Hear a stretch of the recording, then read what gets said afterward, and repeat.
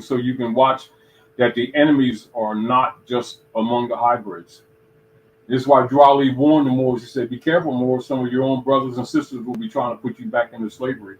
And you know the slavery is connotated. However, the more you comprehend and more you have comprehension of how the system of the United States Corporation and its subcategory jurisdictions, i.e., that means the state of Delaware, the state of New Jersey, state of Pennsylvania, state of North Carolina, state of California, etc. All of these are defunct, bankrupt, or subcategory or de facto political platforms, separate from and not to be confused with the aggregate physical land, which you have been falsely told that they are.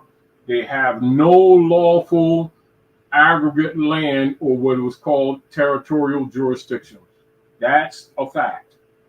And they've been using the marriage certificates, the birth certificates, the driver's licenses, etc., to back their private debt of the clergy and the popes of Rome and the private slush funds of the board of directors that you have been knowing as congressmen and senators and mayors and governors, etc., of the states of corporations, with the help of their Roman Curia operative members known as the clergy, whose oath I read to you in the Secret Treaty of Verona. And as a reminder of you all who are listening tonight, go back to the congressional records, read Article 3. So that's all your clergy. So if you say, oh, no, I'm Protestant and I'm not this and I'm not that, all of them have this secret oath. They all come under the Vatican.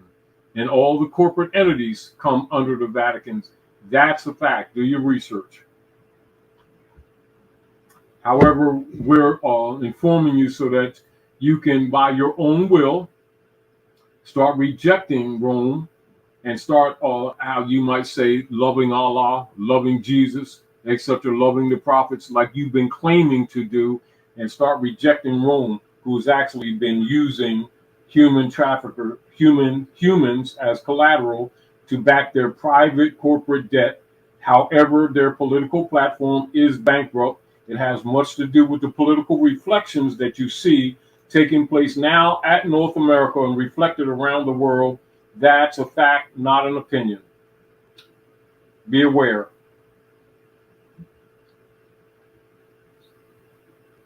Question?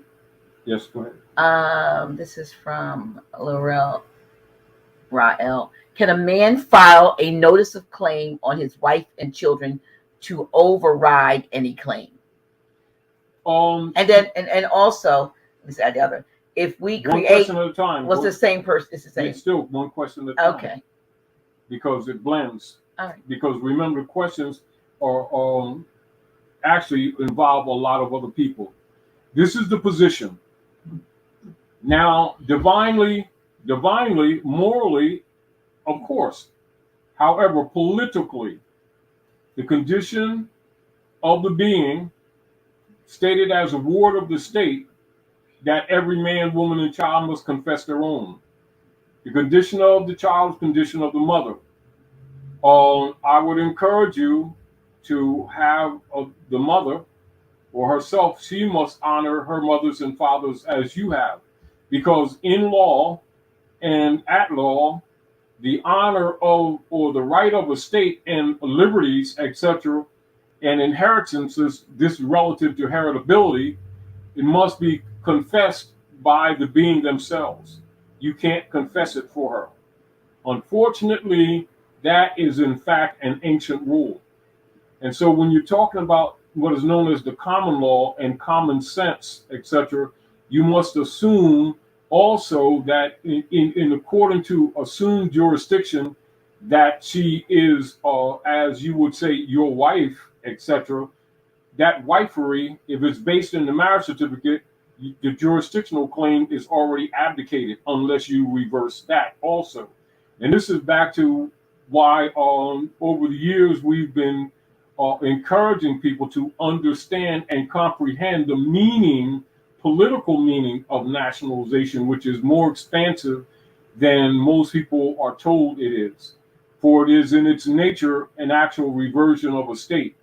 And anyone by law who fails to profess or what can be said from a law position, a status position, to profess or to pronounce it or to proclaim publicly the honor of their mothers and fathers, have by rule of political operations abandoned their right of estate. And this is also what they're operating on. So keep in mind the instruments, i.e. marriage certificates, they're all de facto. However, from an assumed jurisdictional position, you must rebut them publicly. And I would suggest that you look at that area while making that claim, etc. Because it's sort of like from a rule of status, you can't liberate a being who themselves don't want to be liberated. They have a right to be in servitude if they choose to. And because in another way, you can kind of look at, for those of you who are familiar with the Septuaginta or the Bible, which comes from old African law, even though the hybrid Europeans have tampered with it, there still are books. Keep that in mind. Not just the Quran and the Torah. The Bible is also our books. That's still Berber culture. That's African culture. And the principles, the moral principles that are rooted in that Bible are African culture. And so the principle of right of inheritance is that every man, woman, and child must confess their own and worship under their own vine and fig tree. In a principle of political operations, that position of that honor is a right of inheritance. And absent of that honor, the being or the otherwise heir has no right of inheritance. That area is where the hybrid Europeans have been claiming what you would call abandonment, and the wardship tenures operations via their operations of cheat, which is really what they've been doing. And this is again why they don't teach trust law, because our people aren't even aware that the United States Corporation Company and its operatives, who have been pretending to be a government, a legitimate government, when they're actually illegitimate, and they're an imposter operations, they've been declaring that particularly the people, the Aboriginal people of the land, have abandoned their estates by claiming to be Negroes, blacks, and coloreds, which have nothing to do with the pedigree or the history of Asiatic African people, but were indeed nom de guerre brand systems set forth by hybrid Europeans operating under colonial powers at North America and presenting these nom de guerre tags or quote unquote brands as identities. And by the people not rebutting them, assumed jurisdiction was established for the record, which is why they refer collectively to such persons having no birthright as quote unquote people of color. Now, for those of you who have been tricked by so-called conscious people in your community, telling you that people of color is sort of like a statement that gives honor to African people of descent or African descent, let me go to law and show you what they know, what they have not been telling you. Let me just take a moment and go to Dr. G's library, and this is just a small part of it. But I want you to wait. I want you to see the shirt. They can't see it. Oh well. Anyway, so let me go into the law book, and unfortunately, that's we'll, fine. We'll figure it out. We're sharing. Now, this would be not just the current, but keep in mind past tense, because remember, jurisprudence is the science that treats of positive law, coming from the ancient Sabian or Sabian Moors, and Almoravids and Almoravides, etc., and the different Moorish tribes of Iberia. And Iberia is later known to you in history as Europe, etc. So let's go into the ancient and modern principle of people of color, so that you will have a clear conception of what it actually means, contrary to what you've been falsely told by so-called persons that you've trusted, referred to as people of color. But I want to show you, but before we go, I want to show you my House of Reawakening Mind shirt. Here we go. We'll put up the picture. Yes. And my custom crown the brother made for me. Oh yeah. Hooey. All right. All right. We'll put it up. So many of you have been trained under what is known as Nam de Guerre. And so when you hear people making statements like people of color, many of you thought that was a term of endearment for people of African descent, when in fact it is in fact anti-human, and in fact a political term constructively applied to people of Northwest Africa, Northwest of Mexico, the Temple of the Moon and Sun, known to you as North America, etc., under the political jurisdiction operations of the United States Service Corporation Company, operating under the secret Treaty of Verona for the Bishopric of Rome and the Vatican, to which they are fidelity operatives, etc. So here's what color actually means in law when they make reference to humans, etc.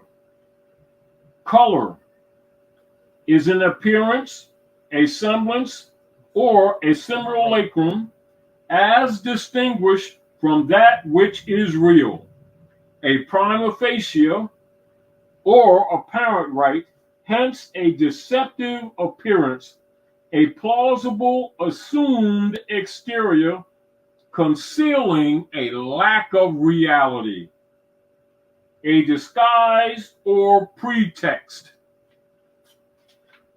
Now I'm going to go into colored persons. Law.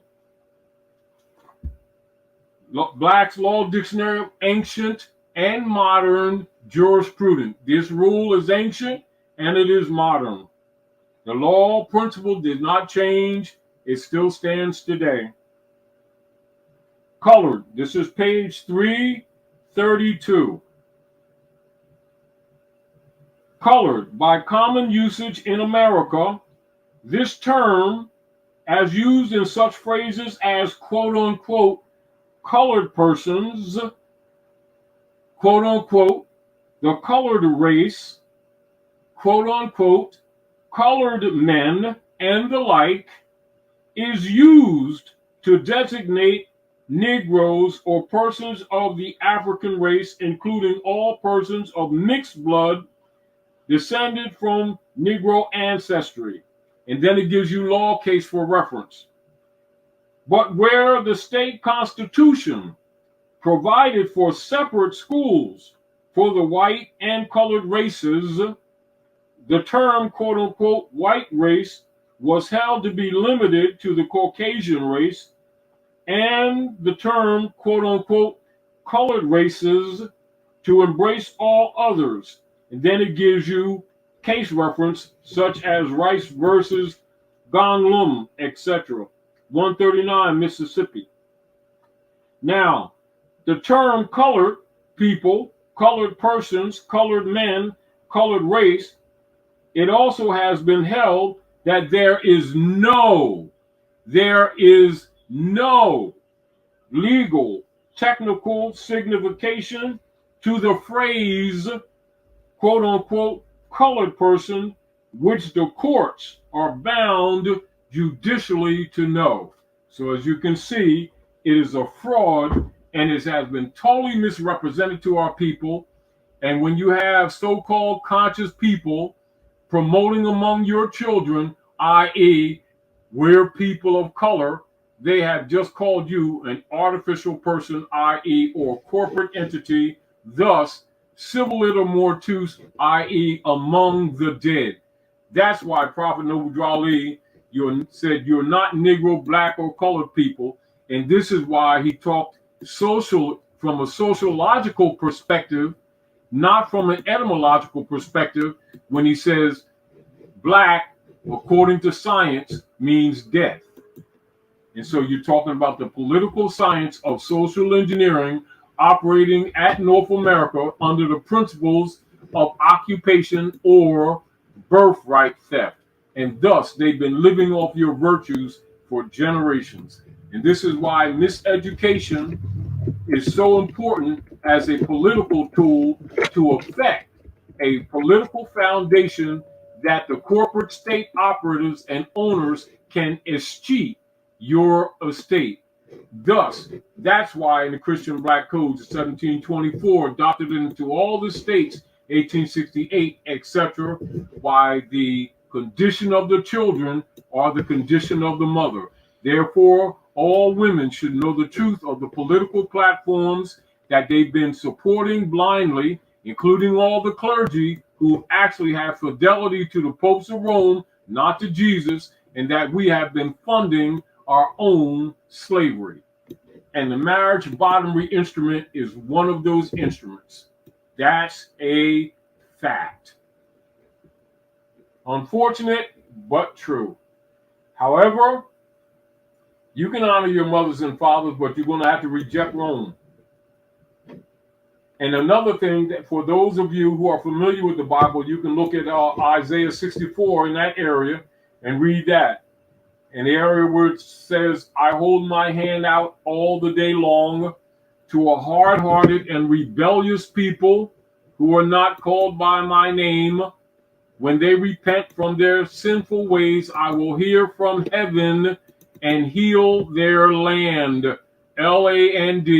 Go to your law books and look up land and see how extensive it is, which would include all of your estates and all your rights of inheritances, corporal and incorporeal, and thus your right of claim to your own property and your offspring, i.e., your seed, your children. You must step out of Rome's venues and out of Rome's political jurisdiction back into your own. On a political civil level that covers that whole area of political operations is called universally nationalization. It is far more than most people have been telling you who have been mentioning the word nationalization.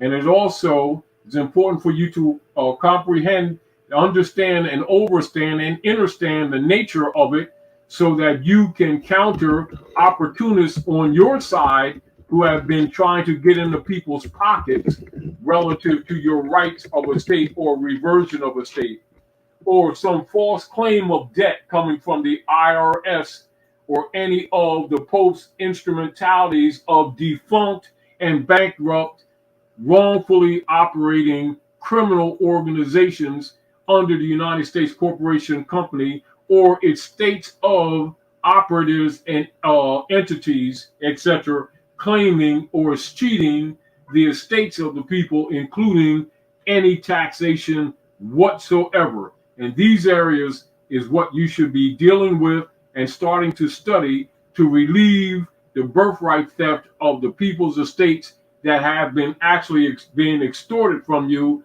under human trafficking. That's the reality. And part of the claims that they've been making jurisdictional body claims and thus later souls and organ claims, etc., which they've also been stealing people's organs under the so-called driver's license, etc., and bonding them for future death and organ transfers, etc. And they've made a business out of that too, etc., with that marriage certificate and the driver's license. So don't think that these people have anything to do with divinity. They are absolutely, positively, and provably human traffickers. That's a fact.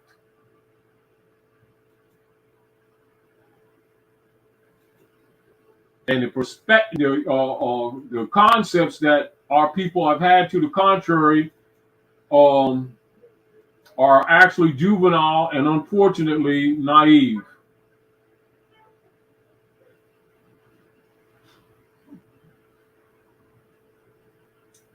I think that answered the brother's questions earlier.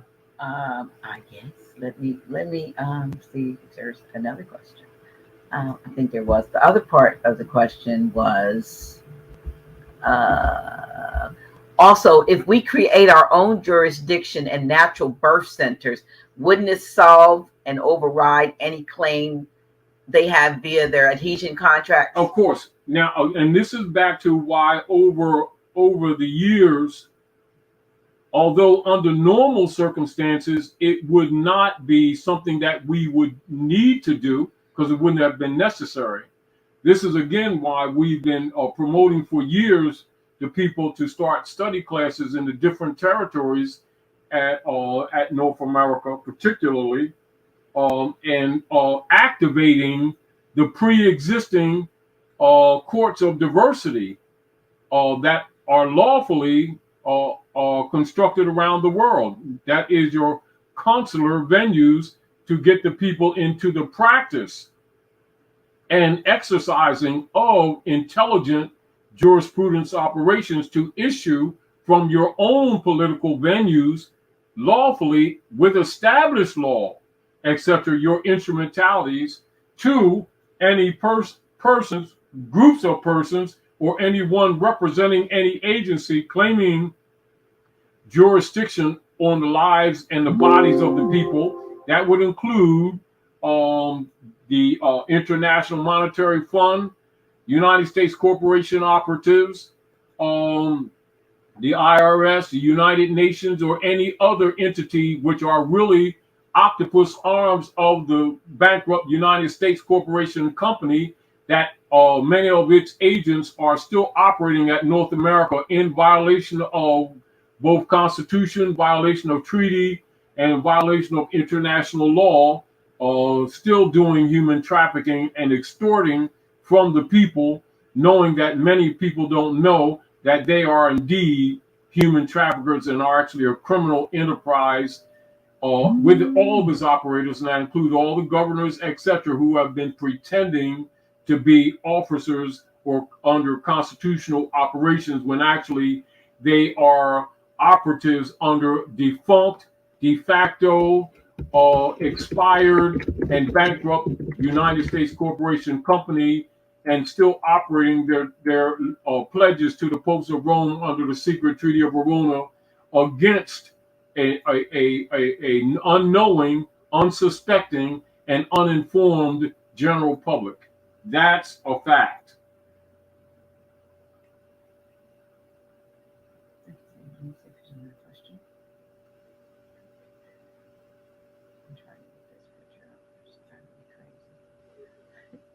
All right, other comments.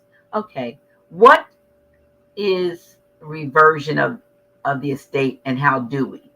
Version of estate is basically when you rebut any claims made by the de facto operators who have been claiming to be quote unquote the government or your government, both of which are false statements.